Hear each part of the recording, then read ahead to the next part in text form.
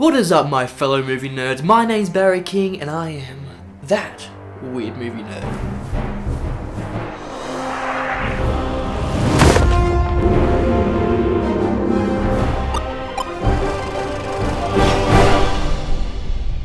Fear Street Part 1, 1994, directed by Leigh Janiak, something like that, and it's come out in 2021 as a trilogy that's being released over a few weeks, and I've got to say, I haven't been this excited for a movie series in, like, forever. But this movie has got me so conflicted, and I don't know what to do about it. I have so many things that I do not like about it, but I really liked the movie. I feel like that's what most people feel about this movie, is it's so conflicting, it's so cool. It calls back to old horror thriller movies, but it's just not there. It's just not fully there, and it's got so many problems, and it's just not there. This is the most notes I've ever written on a movie ever. So I'm just gonna blurt it all out, rant it all out. That's why this is called a rant review, and you can take what you want. Right out of the gate, I thought that this was gonna be a smart horror movie, or just very self-aware of what it's doing. I saw reviews calling back to Scream, and I really wish they went in the direction of Scream being really self-aware and just having a laugh at themselves, but they didn't. And I feel like that's why this movie doesn't work, because it's taking itself too seriously where it needs to be Scream. It needs to be more Scream. Everything needs to be more Scream. See, the victims are stupid in this. Like, they do things that people in horror movies do, and it's just something we see in every horror movie. And I feel like in 2021, if you make a horror thriller slasher, it needs to be so self-aware that the characters do things that characters in the real world, that people in the real world would actually do, but they don't. Everything that they did go against what a person in the real world would do, or what I would do at least. And because of that, there's so many eye-rolling moments in this, just like, oh, why would you go towards that sound? Why would you call out to that sound when it's definitely a person, when you're definitely in trouble? And there's lots and lots of those moments, and you're just like, stop, you're a horror movie in 2021, you should know better than this. If you don't go down that smart horror route, I expect you to do something special that makes it not just a generic horror where the characters are so stereotypical and get killed in the most stereotypical ways and indulge in these stereotypical horror 1980, 90 tropes. Now, I do have to say that there are some twists and turns in this that, like, you don't expect, and that's good. But the thing is, they're not twists and turns that you're like, whoa, yeah, what? They're just twists and turns you're like, oh, okay, that turned that way. That's cool. Oh, we're down this direction now. We're down this road, this path. There wasn't anything in there that was jaw-dropping that you're like, no way that happened. The plot and exposition sounds like it's just being thrown in front of the characters, placed in front of the characters. They don't achieve it. It's just there. It's funneling them into the story. There's nothing tugging and pulling them away from the story. They're just going down this one path. There's no other avenues they can go down. It's just this one movie, this one path, and it doesn't bring any contrast, any dynamic range, if you will, to this movie. It's just one straight path where the plot is always in their service. And there's so many plot elements, just plot threads that we never continue, we never go down. When we went to the high school when they were gonna have that football match, I'm like, oh, it's gonna be like a high school kind of horror. But then no, they just cut that thread, and then that was the story of that gone. We had nothing more to do with that. There was so many threads, so many plots that just got thrown away, and because of that, everything just felt like it was, again, thrown in front of the characters. It just felt like the movie didn't know what it wanted to be. It just kept on switching from thing to thing to thing to plot, and it was really confusing and just really jarring. And it just took away from that special slasher thriller feeling that you get where you're in this one place and you can't escape this place. And I feel like that might be what the second movie's gonna be. They're gonna be at a summer camp and it's all gonna take place there. But for some reason it just felt so jumpy, so thrown about. Another thing I didn't really like was it was so full of romance. It was like half romance, half horror thriller. And you don't do that with horror thriller. If you want a horror thriller movie, you go 75% horror thriller, then 25%, 10%, 15% romance. But this thing was built on romance, and it just didn't work with me. I got it. Dina and Sam were in love, and that's amazing. Great on them. But don't drown us in that if it's a thriller horror. If I look up the genre on Google, it says it's a horror. It doesn't say it's a romance and horror, just a horror. So stick with the horror and give us little inklings of other genres in there. That's what you do with a movie. You don't go half and half unless you go full in for those two genres. Let's talk about the era in which this movie is placed. Now, Wonder Woman did this, 1984, and they've done it here, 1994, but they don't feel like these eras. Wonder Woman 1984, I thought it was gonna be like, oh yeah, retro, all that jazz, and it wasn't. I don't think it even featured a couple of 84 songs. And the same problem happens here. Now, I wasn't born in the 90s, I'm a 2000s kid, therefore I won't see all those little Easter eggs in the background or all the songs played. I heard that majority of the songs in this were from the 90s, which is great, but this just didn't feel like 1994 for me. Even the kids didn't feel like they were from 1994. They very much felt like 2021 kids, and they would just whip out a phone and it wouldn't really break the illusion. And I guess that's unfair for the actors, but Stranger Things takes place in, what, the 70s, 80s? I'm not sure, but those kids, I feel like they're actually from the 70s, 80s. And same with It. Those kids feel like they're from that era. Same with Super 8. Those kids feel like they're from that era. And these kids just don't. Maybe it's because of the way they dressed or the way they acted, but it just wasn't there. So don't play something in an era if you're not going to go fully into that era and nerd out about that era. Please, please, please. As I said before, this movie's all over the place, so why would the story be any different? Sure, they had to kill Sam, but like ODing, I've never seen that in a movie, and it's the strangest thing. In the end, they drown her, and that seems like the most logical choice, so I don't know why they wouldn't have gone with that in the first place. And with chugging all those pills, poor Sam had to do it without any water, but they were in a supermarket where they would have sold water, so I feel really bad for Sam having to die by chugging pills without water. Another small gripe I had was, why would using an adrenaline stick on somebody who's drowned help them? Like, I can't see the logic in that, and I guess that goes with the theme of these characters being fucking stupid in this horror movie. And I get that these characters are also from the 80s, so they don't have the kind of movies that we do in these days where we have the knowledge of what an adrenaline stick does, or games for that matter. But are they really that stupid to not know what an adrenaline stick does? And also, she stabs Sam with like 7 or 8 of those. I'm pretty sure 2 at the very most would kill a person. No? Have I been raised wrong? So I was wondering why Sam woke up at all.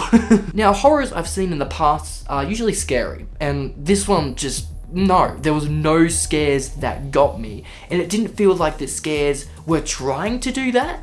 I felt like they had these thrilling moments, these tense moments, and they're like, ooh, I'm gonna get you, and then they're like, nah, I gave up, I don't want to get you anymore. It felt like they did that with every scare. None of them felt good, none of them were creative, none of them got me. I don't usually get got by scares, but in this movie that didn't even make me feel tense at the very least. I will tell you one thing that I did love though, that is very 2021, is that when somebody gets stabbed, they don't die unless you hit like a very vital organ, but when they got stabbed in this movie, they didn't die on the spot. They actually kept going. And that's what happens in real life. Unless you get hit in a vital organ, you can still carry on with your everyday business if you get stabbed. As long as you hold that gut in and that blood in, you won't die from blood loss that quickly, but I'm glad to see that they did something that makes some sense in this movie. Now, going back before when I was talking about this being in the 90s and how it didn't feel like in the 90s, but then how this could probably be a better movie if it was more like Scream, I feel like if they added more neon, if they added a lot better kills, more quippier jokes, more fast edits, like in The Babysitter, how they just had that fast acting, energetic editing and quips and jokes and kills, I feel like this would have been so much better. It would have fixed so much of this movie and this pacing and this weird theme and these weird jokes and these weird characters. I feel like it would have been way better if they did that a lot. But they didn't, and it feels so not there. It feels like an early draft of a script, to be honest. Now let's talk about characters, because these characters were alright. They bantered really well, they got along really well. From the start of their interactions, they just felt natural. But I had a few gripes with each one of them. See, Simon, was he supposed to be the comedic relief? Because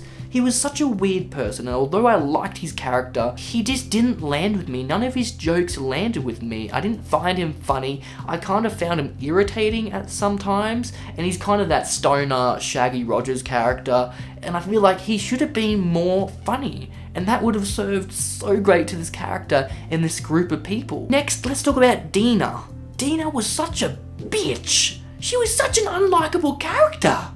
Like, from the get-go, when she was arguing with Sam, I'm like, leave her alone. She moved away. She moved on from you. That's what people do. Stop being such a bitch. And she was just such an annoying character, so bitchy. I didn't feel much for her, and I really wanted her to die at the end, to be honest. I wouldn't have cared if she died at the end. Sam was a different story. Sam was actually a decent person. She was so soft and so sweet, and just didn't want to get these people killed. I would have been crushed if she died. I mean, she did, kind of. Josh, it's cool that he had a crush on the hot girl, but the hot girl actually liked him back. No, it could have been something funny maybe, but that's gross. And I feel like she's older than him, like a lot older than him, maybe 5 years. It was a disconnect because I thought she was way older and then she liked him, but they had no chemistry, they had nothing going for them. So when they're in the bathroom together and they got all jiggly, I'm like, what? I thought she was going to reject him and it was going to be something funny, and maybe at the end of the movie she was going to give him a kiss and like, oh, you're such a hero. But no,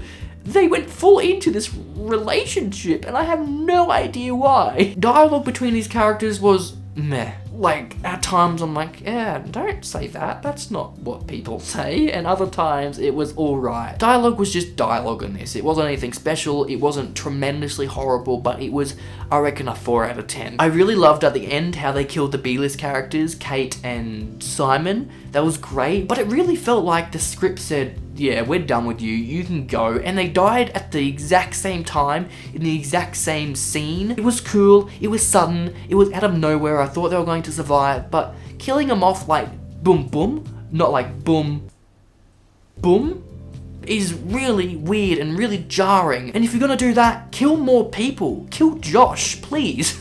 So there's just these 2 people left, or Dina even. Kill Dina, leave Sam as the only person left. Don't just go boom boom and kill 2 people off at the same time. That's such bad writing. Special effects, amazing.